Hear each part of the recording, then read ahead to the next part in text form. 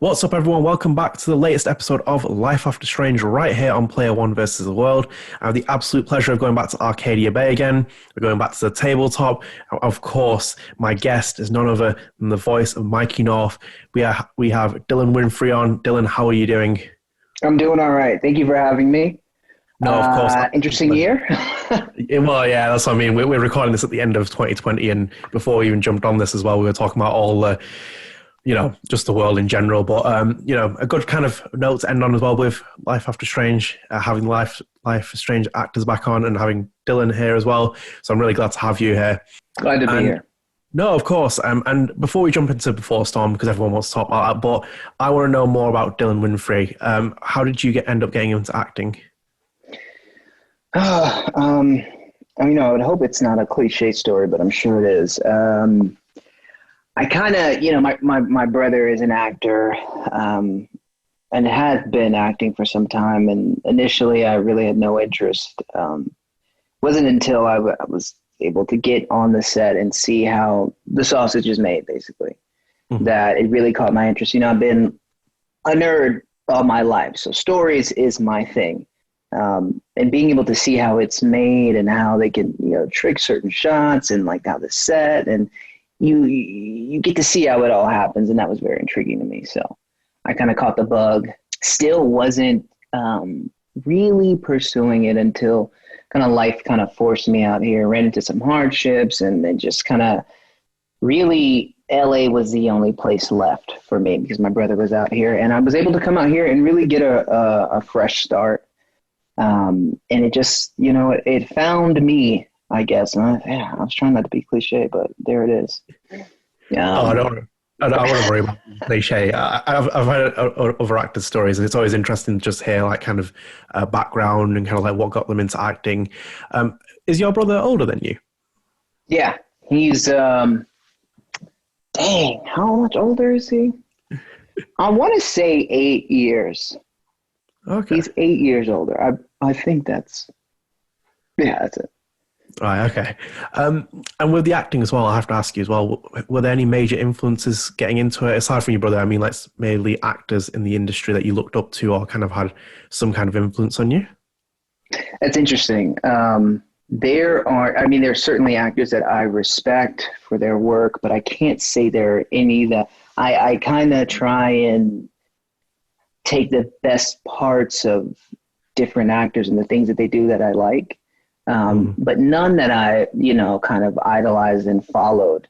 And I still don't really know a lot about actors and not as much as I should, but, so no, interestingly enough, the thing that influenced me the most is video games. I've been a gamer since day one, and being able to see the transition and how things have changed I was born in 1989. So I've seen them become more cinematic, and they don't have the restrictions of, camera angles or time or, things like that. So that's been the biggest influence. How do I bring that to the screen? How do I bring that to the page or something like that? That's been the big influence for me. Oh, no, that's really interesting. I'm glad that you have a background in gaming as well, because some of the actors I bring on here are like, I'm so sorry, I don't actually play games. Like, you don't have to apologize. Like, this is a job for you, and you're doing outstanding work with it as well. I play for sure. No, I'm really glad with that. We'll jump into some of those stuff afterwards. But actually, before we jump into Before the Storm as well, we're recording this in December at the end of 2020, and in August it was the 3-year anniversary of Before the Storm. What does it feel like when I bring that up? Like, it's been 3 years since you landed this role in a video game with your background in gaming as well. For me, let's see. It's kind of crazy. I can't believe it was 3 years ago. It's funny because when I auditioned, I didn't know it was a video game. They have very strict rules on these things. They're very tight-lipped.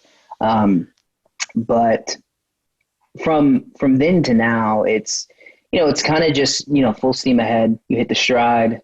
I learned a lot. That was my first VO anything, first time in a voiceover studio, things like that. So it was a lot harder than I thought. It's a lot harder than acting on camera.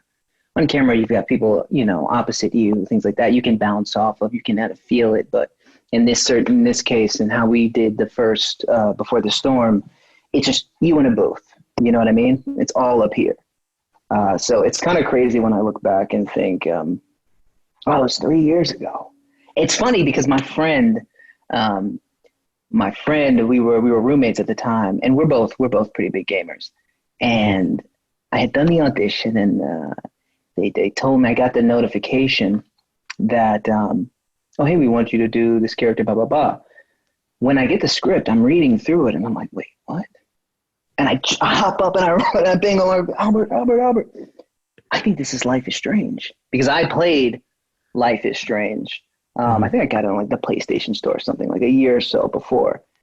And he had played it and he loved it. So we were nerding out trying to figure out if it was, and turns out it was. No, but yeah, that was very interesting. It's I can't believe it's been 3 years, and now ever since then, now I'm doing considerably more voiceover stuff, more voiceover auditions, things like that. So it definitely was a change for me. Opened up a little path for me on the work end. So. No, I'm really glad to hear that, and it's really cool that you had that moment with the person that your roommates. That's quite cool. And obviously you can't touch on it, but let's dig into that. You end up auditioning for Life is Strange Before the Storm. Did you audition specifically for Mikey, and what was it like, the actual audition process for it? Okay. I'm going to tell you exactly how it happened. It's not like a pretty story. Anyone who has any ideas or wondering how it is acting, or if you were thinking about getting acting, here's how it goes. I was either going to or coming from work. LA, terrible traffic. I think I just got the notification on my phone, and I'm kind of like, I'm annoyed, I'm yelling, I'm pushing through K-Town, which is the worst traffic ever.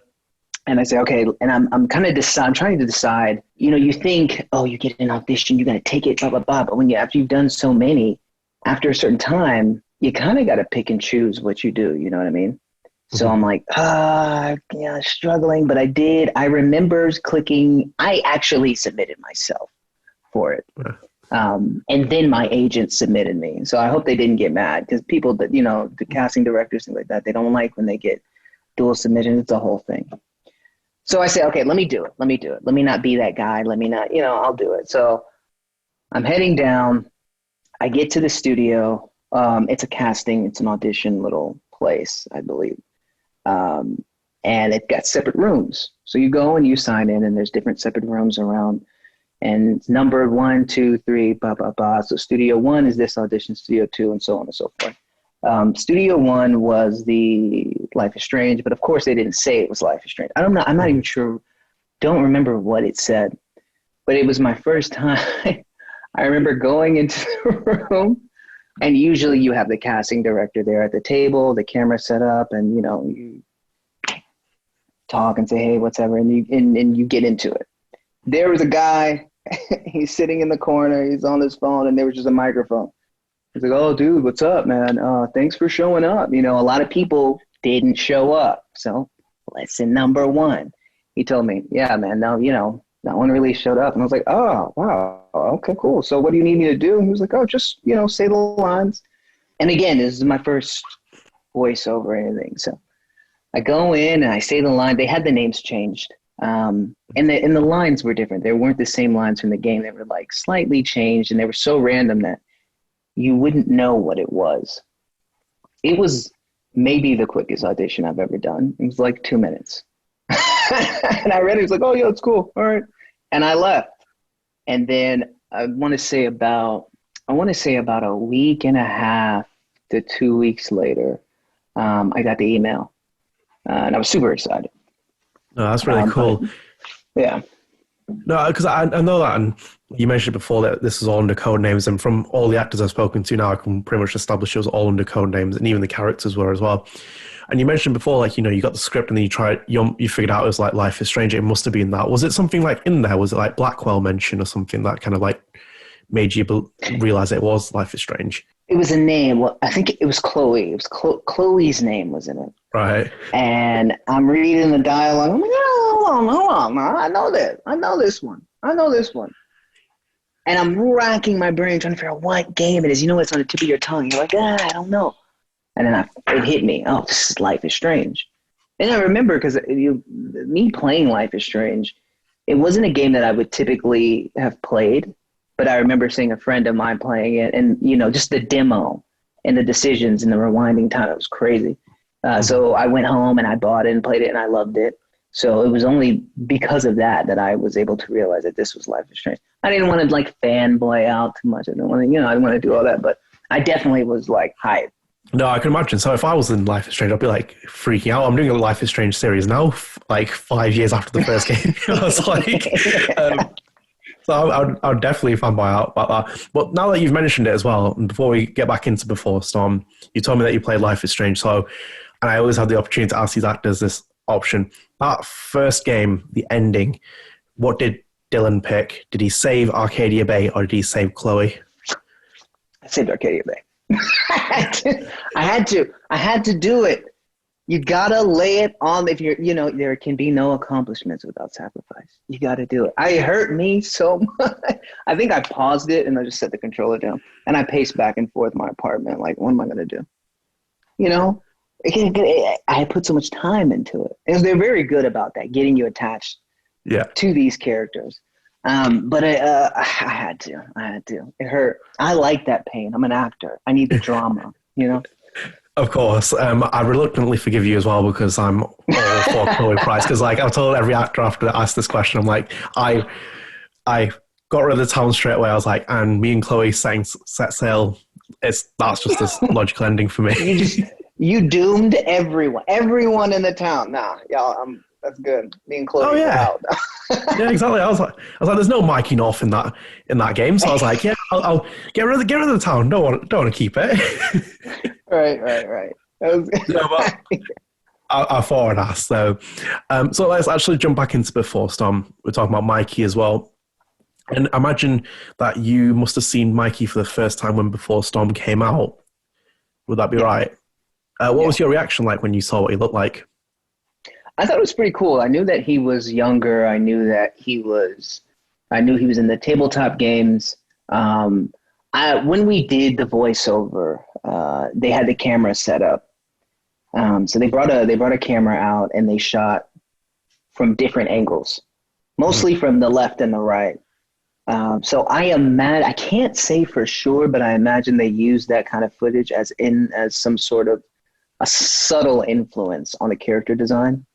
So I mean, because I could see it when I play the game. I think how I had my hair cut at the time, I could just see it. So I was impressed. I liked it. I thought it was cool. It was in line with the Life is Strange theme. It was very good.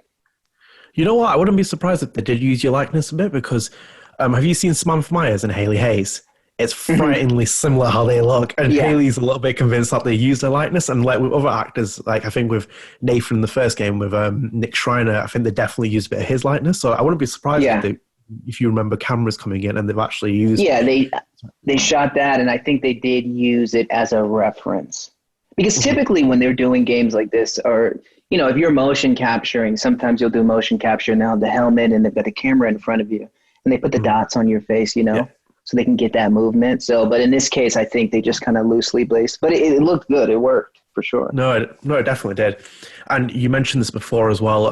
This is your first VO gig that you went into. And I ask every actor that I've spoken to in this series who's done VO work, especially with Philip Bache, who's got the most incredible reputation. What was your experience like with him?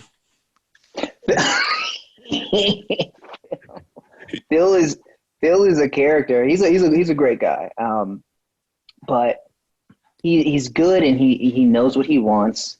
And what makes him good, I think, is he can read the person in the booth and he can figure out how to get them to convey the feeling that he wants. So his type of advice, it varies differently from person to person. So, if Hailey was in the booth and she needed to be sad, it would be different. What he tells her would be different from what he would tell me. But it was hard.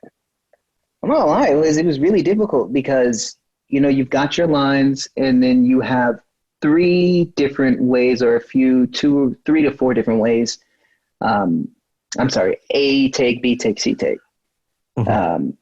So in each one of those has a different emotion or what's the word? Inflection.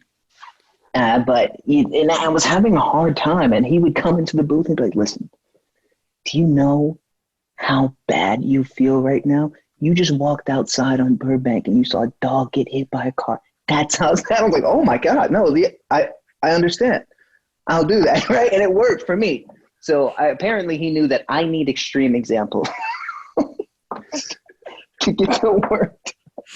No, I'm glad that you told me that, because like with the other actors I've spoken to, like with Kylie, we told her that her dog died like before she used that as fuel to kind of get her upset. And when I spoke to Dan, who plays Dave Madsen, he said that you would talk over him during it just to make him angry. He's like, it's only doing it to make you intentionally angry, so you could kind of like, personify his character. So no, I'm glad that you did that with you as well, and like found like the individual kind of like thing to tap into your character. That's really cool.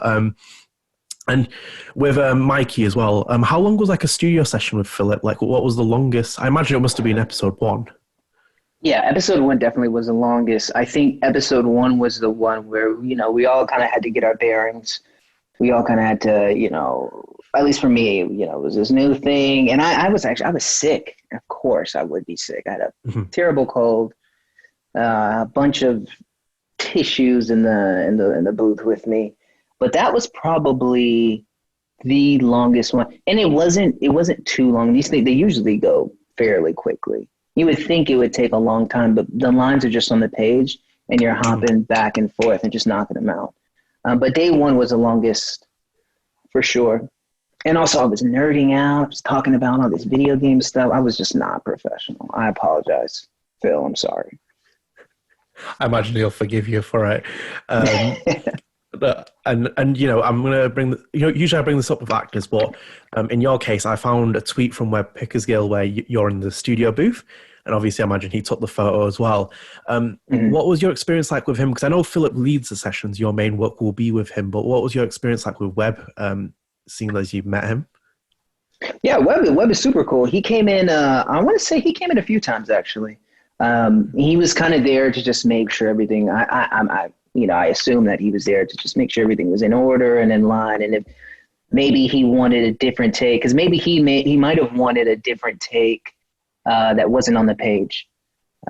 So he was very instrumental in that. Very nice guy. We shot the shit a bit. We nerded out a bit too. And I actually didn't meet Webb until I want to say the second go around. Okay. And so yeah, he's a good dude. No, I'm glad to hear that. Did you meet Chris Floyd by any chance as well, or was it just Webb? I think it was Webb. I'm not sure. I can't be sure. It sometimes it happens because I know that Webb's kind of like Michelle, where he would always be there for like Life is Strange 1, and then Raoul was sometimes there. And I know that most of the actors always spoke about their experience working with Michelle, and then with this case, sometimes working with Webb. So it might have been a case, but I kind of always want to ask because sometimes I feel like Chris Floyd might be left out. Yeah, it was kind of tough because, the first session was in a different place. Sorry, a different location than the second one. The second one was it was a little bigger, and the booth was where I was kind of in the back corner, and then the rest, it's all studio. So it was kind of deep, and the lights are dim. It's a very nice mood setting. And Webb was all the way in the back. I didn't even see him at first. I didn't see him until like the intermission. And I got to go out, do my nerd thing. I'm grabbing some M&Ms and I'm talking video games. And I met him. He said, hey, we talked a bit. And he came in and took the photo. He was like, oh, man, how do you like the D&D? People love it. I was like, oh, yeah, man, I loved it. I didn't think it would, show up like it did on the game. Mm-hmm. So, yeah, I'm sure I did. I feel terrible, but I have a terrible memory. It was so long ago. I know, exactly. That's what I mean. That was like 3+ years ago. So when I'm bringing it up to people, I understand if you don't remember all of it. It has been a long time. So whilst we're in the booth for like kind of towards the end of this segment, what was your favorite scene to record and why? You know what? It wasn't even like a scene. There's a part when you're doing it and you kind of give like reactions, you know. Mm-hmm. It kind of sounds like, if you watch anime, you know, they give the, it's kind of like that. So you give a bunch of random of those. And he was, I think Phil, he goes, all right, give me a laugh, like an evil laugh, like a big one. And you know me, man. I gave the evil anime woman laugh. I did one of those. And he was like, is that what you want to go with? And I said, absolutely. That's what I'm sticking with. And of course they didn't use it. But that was I just, you know, it's the little things in life. You're like, I just need to do that one time. And I was able to do that. Exactly. And you have fun with it as well, while Caesar's a bit like, yeah. Are you sure about that? Yeah, I was like, oh, no, absolutely. Let's go with that one. No, that's amazing. And of course, like, let's move out the booth. And when we talk about Dillon and Mikey, we can't talk about tabletop. You mentioned it before. What was your reaction like to the fact that there was a tabletop segment in the game to start with, and then just generally how it blew up with fans, how people reacted towards it as well? Yeah, I think what happened is, well, for me anyway, I can't speak for everyone else, but it kind of, a light was shown on this thing that is immensely popular, but it wasn't quite in the mainstream. D&D is something, you know, my dad played D&D way back in the day. I never got a chance to play it because people don't think I'm committed enough. But I love the way it came out, and it's something that I always wanted to play, something I always really wanted to get into. And to see it, like, that's a game that I would play, like, as a, you know, it sounds dumb because it is a board game. I would play the board game, but I would play the video game of the board game too. You know what I mean? Like Gwent or something like that. I think it would work like that. I loved it. You know, I was hoping I'd get to customize my Elamon, the gear he has, you know, all that. No, I can imagine. No, it was a fun, like, for me, it's like my second favorite part after the Tempest. So, like, I was a big fan of the tabletop. And obviously, I mentioned before, like, you know, Katie's been on this series. And I kind of pinched two of my questions from Katie's interview because I feel it's very fitting to talk to you as well because you're the voice of Mikey. Mm-hmm. So who would be your favorite character from tabletop? And I sent you the characters as well, just to remind you who was in there. I have to pick Elamon. I have to. The cataclysmic cone of fire. That's it. Zail's. That's the one I remember, that because I remember doing that 10 times in the craziest ways, you know, all the way right, all the way left. I just thought it's a tongue twister. But if I had a superpower, you know, if I had a quirk or something, and my move, I would want Zail's cataclysmic cone of fire. It is just long. Everyone has to pay attention to it, you know. Also, I'm biased because I was able to voice Elamon, so I would have to pick. I got to stand by my boy, you know? Yeah, I respect your honesty. Fair point. Like, and as I said as well, like, you know, I pinched another one from Katie's interview, but, you know, we're talking about Dillon and Mikey hosting a tabletop game. You can invite 3 characters from the Life is Strange series. Who would you pick and why? Ooh, I actually looked this one up. Here's why. I want Mark Jefferson, Nathan Prescott. Right. Before we go on this way, Mark Jefferson. Yes, I'm an actor. I need the drama. I want the teacher. I want Rachel, and I want Nathan. That's like that. You know, that's a dramatic game. It's the tension, the anger, you have to channel it through. You have to channel it through your characters. You know what I mean? And also, you know, I would love, like, man, I remember that reveal in the first game. Blew my mind. I was like, wow. I had no idea. And I'm pretty good at these things. I had no idea. But the relationship between those 3, you know, in my mind, it was always like, okay, Prescott is like the young Jefferson. You know what I mean? If you imagine, like, how would he even get to this place? How would this teacher in this very well-to-do school even get to that place? And then you have this kid who's like his understudy almost. Mm-hmm. And then you have the victim. I need that. I know it's not a popular answer, but that's what I would do. No, you wouldn't be short for any conversations at tabletop game with those three people. Yeah. I mean, listen, they would be socially distanced. We would have dividers up. There would be security. It would be safe, but it would be interesting. I'd watch it for sure. Definitely. And actually, before we move on as well, you kind of mentioned there, like kind of surprise with Jefferson. These three characters, their kind of history together. And obviously we see Rachel's a big focus of Before the Storm. We see a bit of Nathan. Were you surprised that they didn't include Jefferson, aside from that strange ending sequence with the dark room, that he didn't appear at all in physical form? I mean, I definitely wanted it, but I can understand why. I think that's and like it's kind of like I said before, that's such a big character. Do you know what I mean? Like it's such a heavy, like, and I can't help but like not separate the actor in me from it. Mm-hmm. To tell this guy's story is such a big thing. Do you know what I mean? Like, and I don't even know if they would have had the time to do it justice. So rather than like, kind of tease people and make people upset, it's like, oh, maybe I don't know, maybe he comes back in another one. I'm not sure, but I can understand why. I mean, he was my favorite character, one of my favorite characters. I did like an interview with another YouTube channel. I said in my Mount Rushmore of Life is Strange characters, I'd include Jefferson in it, and they were really surprised. But I was like, I thought he's a really cool villain in terms of like the kind of like the way that they set him up and the kind of like because I was a big fan of like Hannibal the TV show, and like they kind of like explores kind of serial killers in that kind of way. And I was like, just the way his kind of like motive was there and what he was kind of like doing, it was just like that was kind of the thing that caught my eye. Okay, I thought I'd ask though anyway on that. And well, let's jump back to Mikey then. And with Mikey, obviously we can't talk about Mikey without Drew North. And in that as well, we see at the center of Mikey's story arc is that relationship with Drew. What was your kind of like overall thoughts of Mikey's story arc when you saw how Drew fitted into it?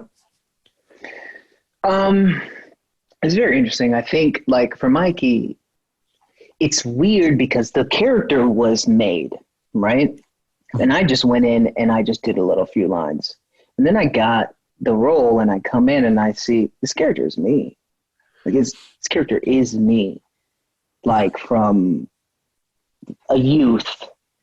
And and it was kind of like, I'm kind of both of those two halves. Like I'm Mikey and I'm Drew. But it resonated with me because I could immediately understand, here's this kid who's got all this pain, all this drama going on in his life.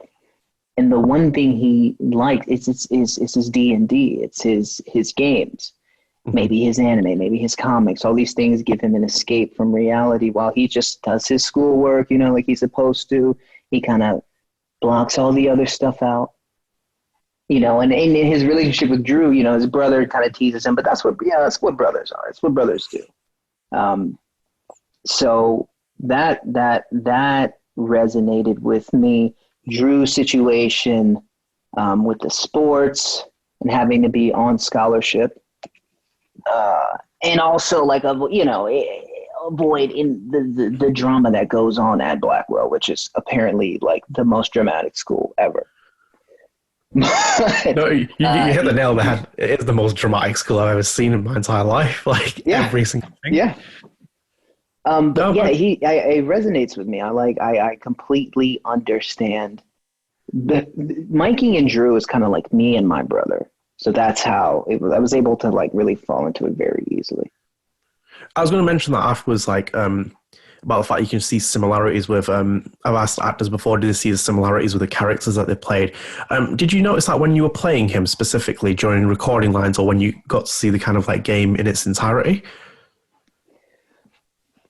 It really hit me when I played the game, because they kind of included certain things, certain little minor idiosyncrasies that I have that I didn't even know until like I played it with my roommate.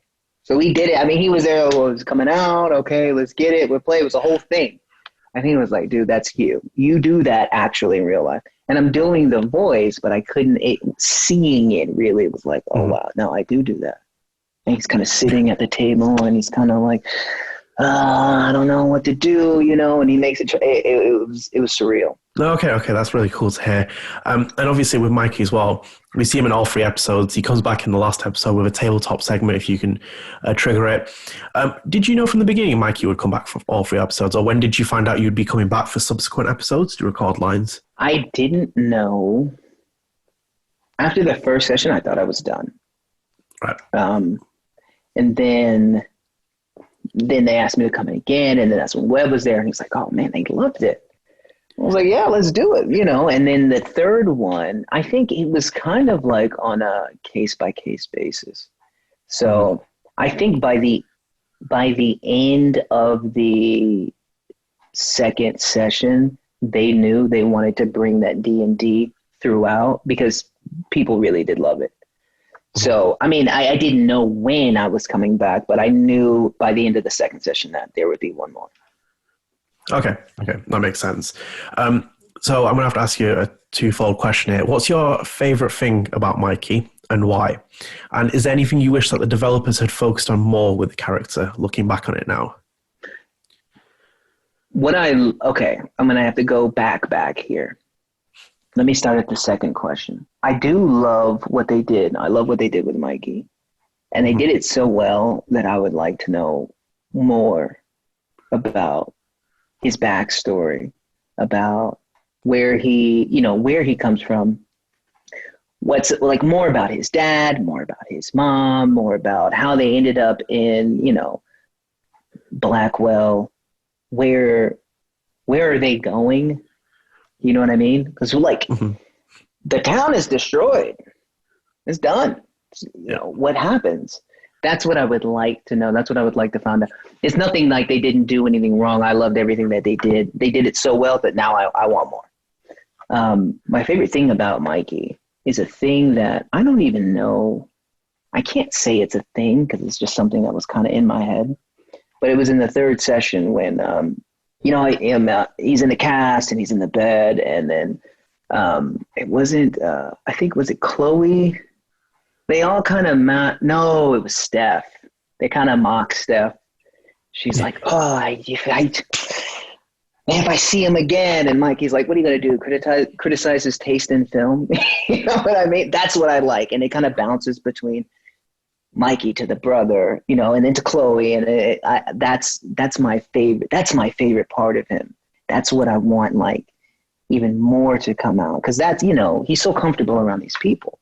Mm-hmm. That now he can just be himself. It's not something that I would have thought he would have done in episode 1.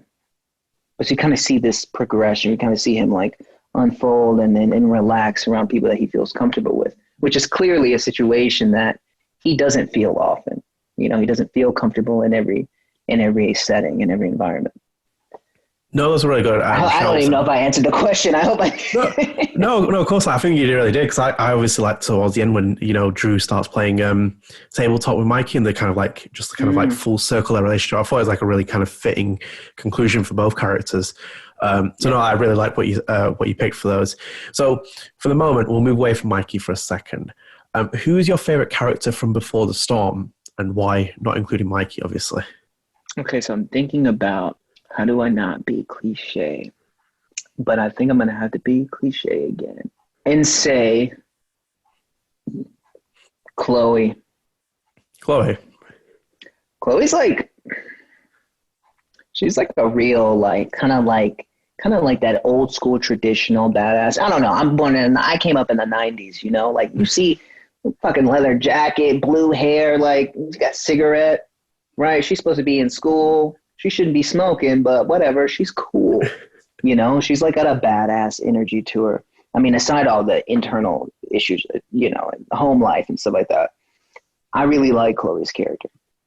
I mean, it's really compelling. She's got a really compelling character. So much it travels through 2 different games. Yeah. Oh yeah, no doubt about it. Yeah. It's a good shout to pick as well. I would have been more happy you picked Rachel Amber because Rachel Amber's my favorite character. But yeah, everyone loves Rachel. I'll be different. No, I'll let you. Cool. I like the little feather, little feather earring she got going. That's a little dope. That's a little tight. Oh, I like that. I thought the chemistry between Rihanna DeVries and Kylie Brown for the two characters was insane. Like when you put them on screen, and then they never spent a session in the booth. Yeah, they never spent a session in the booth together. It was all separate. It was just, it was unbelievable. It's crazy. I'm jealous and a little embarrassed because they were good. They were really good. Hey, you stood out as well. Tabletop people will never forget that. So there's impact has been made. So before we move on as well, you played through Before the Storm. You've seen it. What would be your favorite scene from the game and why? The favorites. Okay, let me think. Oh my God, I just had it too. I just had it. Did I say it already? I really liked. Oh damn! Hold on, let me think. That's really tough. Okay, no, this is dumb. Wait, I'm getting them mixed up. I don't know if it was from Before the Storm or if it was from the first. No, that was from the first one, the football one where they're throwing the football in the park. Oh yeah, that was the first game. Okay, no. Oh, the play. That's Before the Storm, right? Yeah. The play, yes, Tempest. That was dope. That was dope. And I like going in and you see the actors. Oh, darling, I must say, I'm theater. Like that. I love that. That was really good. With that impression, they should have casted you in The Tempest. That is, that's what I'm saying. Come on, what I gotta do? But it's okay, I understand. Well, when they do the remastered version of the remake, we'll pitch this to Webb and Chris Floyd. Be like, right, you guys need to. I'm there, Webb. You got me. You know I can do it. But no, great choice. And with that as well, like we've been talking about Before Storm.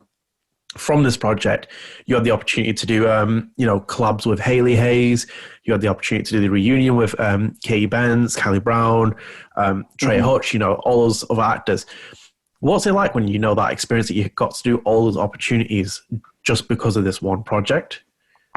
It's super cool. That was my first time ever, doing anything like that, and never really like getting together with like these different castmates, and I hadn't seen anyone. Katie lives like 5 minutes away from me. I had no idea.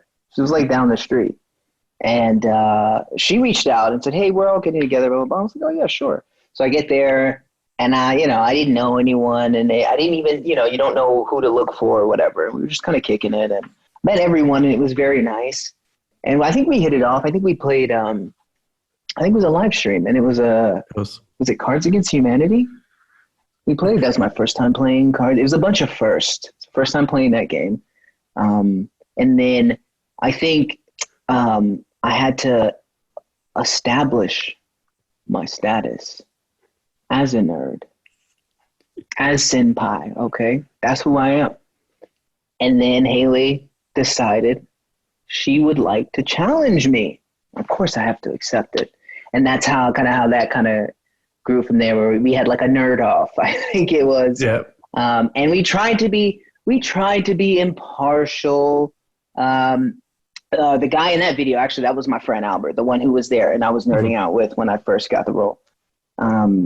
So he's about as objective as you're going to find. So we tried to do it, the objective, but, I had to, I just got to do what I do, and I nerded out, and it was a fun time. It was fun. I would be down, I would love to do more of that, actually. But, COVID and all that stuff. Yeah, well, hopefully next year does better things. Well, when this drops, it'll be next year, but people know what I mean. Yeah. So we're going to a bit more serious subject, especially because we're talking about 2020.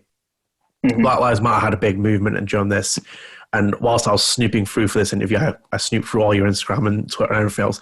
I saw that you were quite vocal about. No, I do take one daughter about it. But no, whilst I was doing it, I looked through and I saw you were quite vocal about it. It's obviously an important issue. It's been an important issue for a lot of people. You attended one of the protests. What was it like just to see that going to a protest, the kind of like the support that's come from it for people as well? I was definitely apprehensive at first, because it's something that we've seen before, and we've seen a lack of action from before. So I think for myself, and I think any other, African American or minority can see how it's not going to work. But I remember that day I went running, and it was at the corner. I saw, it was a group of people out there, and they were there. A large portion of them were not Black. A large portion of them were not minorities. A lot of them were kids. And it hit me. I don't know, something that really hit me to see very young people out there. It gave me hope. So I run back home, and I decide, let me just go and see if I can document this. So I get my camera and I head down to Hollywood. Actually, I was just kind of scouring about because I wasn't sure where it was going to be, but I knew the day before it was in Beverly Hills. So I hit Beverly Hills first, and then everything was blocked off. So eventually I found myself in Hollywood, and it was a very small gathering. Mm-hmm. So I'm there, and it's me and a bunch of other people. I'm taking photos, trying to document it. Also trying to be safe because there was COVID and I was scared. Yeah. But before I knew it, thousands of people. I got stuck there. I couldn't move. I'm here, might as well join it. So it was just this massive kind of wave where you were in it and now you're in it. You can't, there's no leaving, there's no nothing, but it was I was glad I did it. I mean, was it the most responsible thing with COVID? No. Am I glad that I did it? Absolutely. Because I did see a lot of people that I didn't think would be in support of it. Mm-hmm. They were there, and they were loud, and they were vocal. And that was very, very good thing to see. Okay. And you mentioned there as well, you had that little bit of reservation before you saw those, that kind of group of people, like younger people coming out. Did you speak to anyone there whilst you were there? I did. Not too many, because I kind of wanted everyone to just do their thing. I kind of wanted to just observe. I did see, I think I 2 photos. I don't even know if I posted. There was 2 photos of kids. They were young kids, and they were holding signs up. I think one was Black, one was white, and they were friends. And I think I asked them, hey, can I get a photo, blah, blah, blah. Mm-hmm. And I asked him, no, so what made you come out here? And, the kid, his friend, the white kid, was like, it's just, I think he basically said, I think this is outrageous. I think it's gone on for too long, and I'm kind of disgusted that no one's done anything about it. The Black kid, didn't have to say anything. And his friend was just as upset, just as moved by it as he was. And that is what that's what really made it worth going out there, to know that there is hope down the line. I think what what the kids are doing these days are the kids. I'm old, man. What they're doing, they're standing up. They're not taking no. That's what needs to happen. I think it's like the first time I've seen it in my lifetime. I'm sure it has happened, but it gives you hope. No, I imagine so, and especially with obviously Trump getting taken out of office as well. It's kind of like being a big year, significantly socially, culturally, politically. It's kind of all Latin America, so it's a big year. But I'm glad to hear that your experience was quite positive after you kind of saw, the actual. It wasn't just a kind of like a cliche movement. It was actually it was very meaningful to a lot of people. It was something. By the time I was able to get out, it grew even bigger, and it went into the night. I think that was the big one that everyone was talking about in LA. It was that one. So, of course, we talk about Black Lives Matter, and we're kind of now talking about we're in the pandemic. From what I've spoken with our actors, their schedules are kind of being impacted by it. But for you, how's life been before the storm? Have you worked on any favorite projects since then, even before the pandemic kind of hit in full swing? It's kind of tough. This is exclusive. This is exclusive. Hey. For actors, it's kind of a tough situation. No actor is going to tell you this. It's when that kind of question, it's like, okay, if you say you're doing nothing, then it's like, oh, I'm doing nothing. But if you are doing something, you can't say it because most likely you signed an NDA. So that's always a tough question. But for me, I'll just be honest. Acting is a hard game. It's very difficult. You're hot, and then you're not, and then maybe you're hot again. But, you know, before the storm, I've definitely gotten more opportunities to do audition for more voiceover stuff. I've done a few things, nothing like, I want to say big, still working on that, still pushing with that. I can't say that. Actually, I have done something, but again, I can't tell you because I have to sign an NDA. There are things in the works, but COVID was kind of like a breath of fresh air because as an actor, you know, you're kind of trying to keep up with this rat race. And I assume it's the same with any other industry. You're trying to keep up. What can I do next? How am I going to do this different? You know, A, B, and C. And then COVID hit and everything had to stop initially. So you're kind of left there with your thoughts. And I was able to just take a second and breathe and really put things in perspective. But, you know, this industry never stops. So I have been working on a few small things here and there, but, you know, with COVID compliance and all that, the game has changed. Now we're doing auditions from Zoom. We're doing, you know, way more, you know, we were already moving to a place of self-tapes. Now it's exclusively self-tapes. Do you know what I mean? No, I mentioned that, how you mentioned it yourself, like that pause moment is quite helpful as well. Because I know from other actors I've spoken to, they would say like to up and coming actors, like, you know, take rejection. It happens, you know, you'll have to keep applying. So it's kind of, I imagine that has been helpful for you. And just before we move on as well, have you been applying stuff in gaming? You got VO experience under your belt now as well. Yeah, I mean, you know, it's kind of like how do I explain it? No, I definitely do. It's definitely something I'm open to. I've definitely read for other video games. And I'm trying to see, I'm pausing because there's certain things I can't say and I don't want to get in trouble. I definitely have read for other games for sure.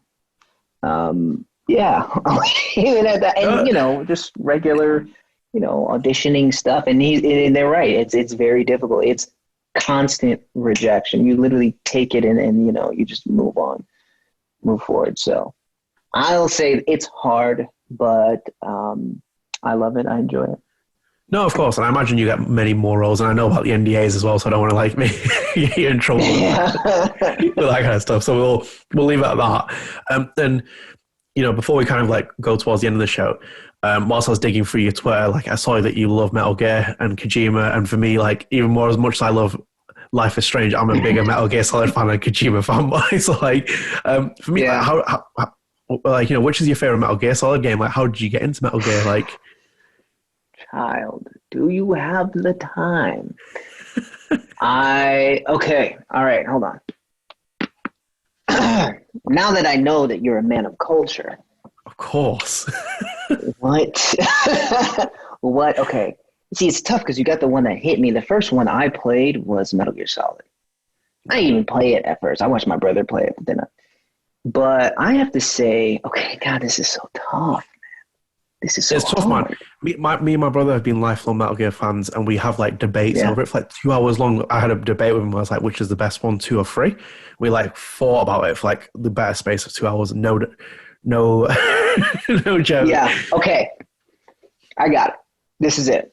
The best Metal Gear, gameplay wise. And you gotta piece it up. Okay. Yeah. I love 3. 3 was fantastic.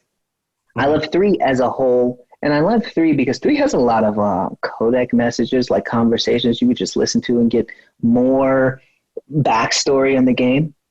I love the gun modding of 4. My favorite, though, and it's just for the last part. It's 2. 2 is my favorite, and it's because of the ending. This guy predicted the current state of the world today, the flow, the lack of control of flow of information, that.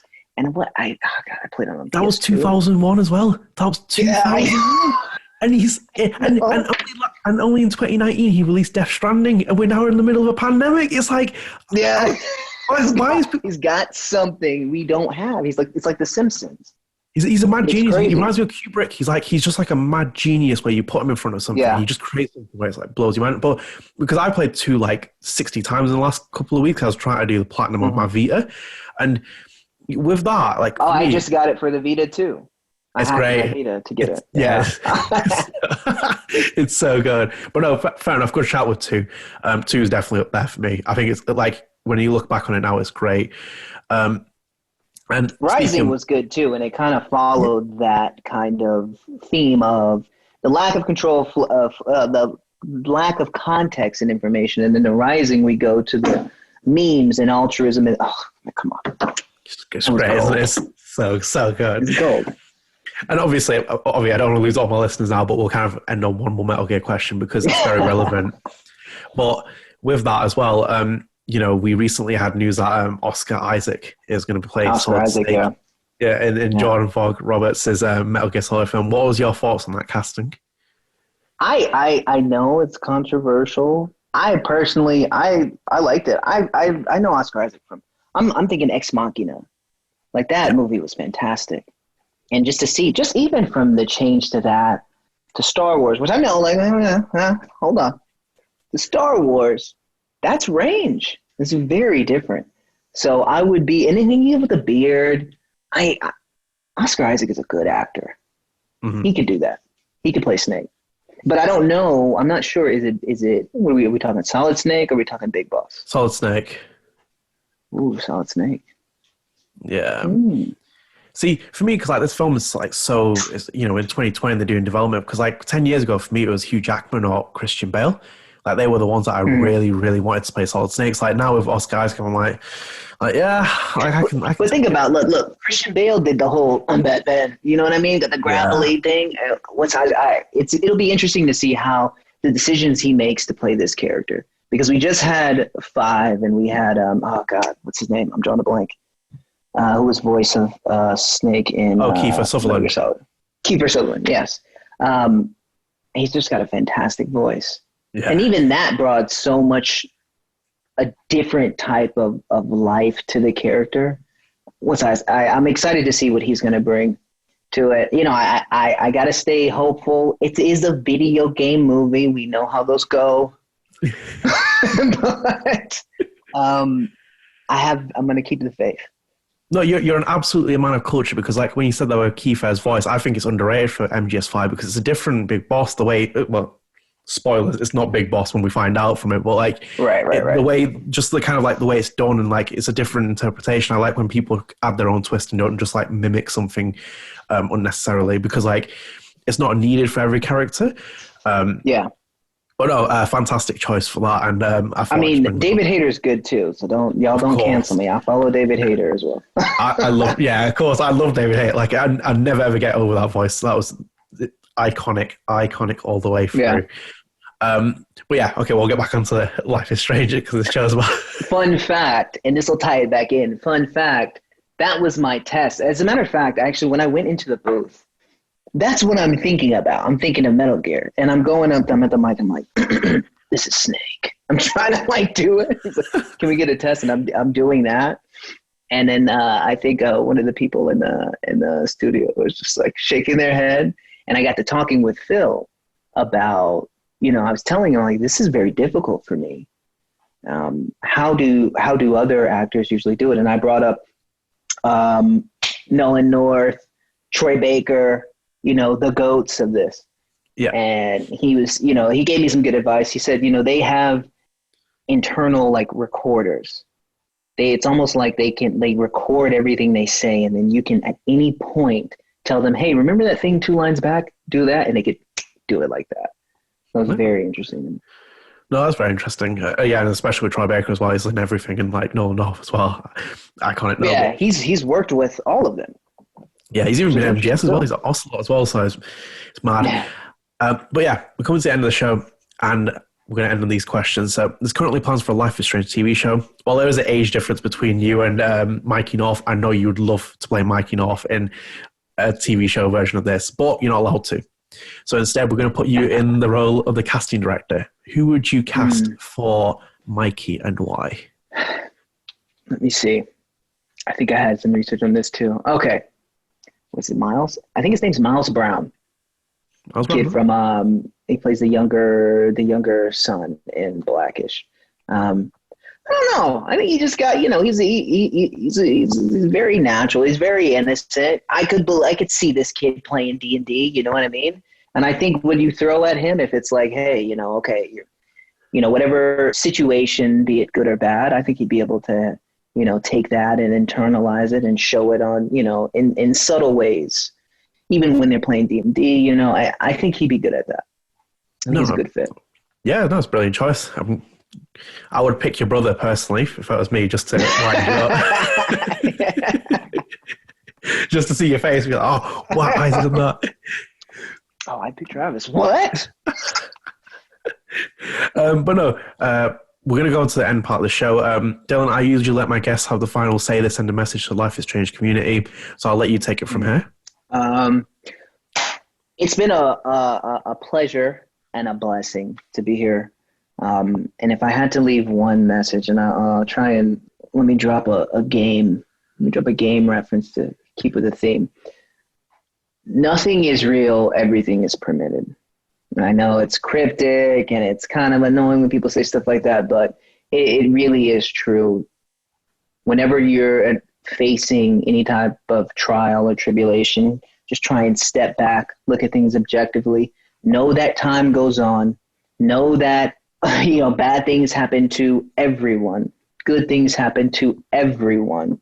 Just keep your head down and keep pushing forward, and you'll be all right. You will be all right. Wonderful reference, by the way. Yeah. I could go really deep. I didn't want to go too deep, but yeah, everything really is permitted. It's just a limitation of the mind. So if you want to do it, you can do it. Amazing. Thank you for a very wonderful message. And we're going to end the show here. Thank you for everyone for watching. If you really enjoyed this, please subscribe, comment, like. It really does help with the channel. Dillon, thank you so much for coming on. Absolutely lovely to talk to you about Life is Strange. Thank you for having me. No, of course, to talk about Life is Strange and Metal Gear. I was like, when I found out you were a Metal Gear fan, I was like, he is coming on my show next. I was like, no, what happens? Yeah. Can I ask one question? Of course. I'm gonna date this video. Hey, I just got this game. What do you think about it? I'm not gonna do that. It's all good. It's okay. I understand. I already played it. I can't talk about that right. I can't do that bit right now. Yeah, back on point. Thank you so much for coming on my show. Guys, stay tuned. There'll be more episodes to come. I had a wonderful guest on today. There'll be plenty more to come. Take care, guys. See you later.